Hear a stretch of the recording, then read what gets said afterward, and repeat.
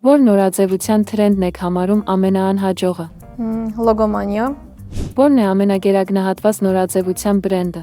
Բալենսիագան ներկայիս կրեատիվ դիրեկտորի ներքո։ Որն է ամենաթերագնահատված նորաձևության բրենդը։ Չի ասի թերագնահատված, բայց ցավոք սրտի 10-ից 1-ը գիտի, թե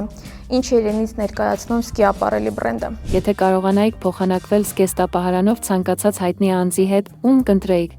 Միանշանակ Blake Lively, շատ մոտ են մեր ոճերը ի Она тоже дева։ Եթե ողջ կյանքի ընթացքում միայն մեկ բրենդ կրելու հնարավորություն ունենայիք, որը կընտրեիք։ Կարոլինա Էրերա, ամենականացի բրենդն է։ Որ դիզայներն է ձեր սիրելին որպես կերպար։ Կարլ Լագերֆելդ, շատ նմանություններ ունենք բնավորության տեսանկյունից։ Որ դիզայներին չեք սիրում որպես կերպար։ Չեմ սիրում Կոկո Շանելին, որովհետև երբ ուսումնասիրում ես կենսագրությունը, պարզ է դառնում, որ նա իրենով է արել բազմաթիվ գաղափարներ,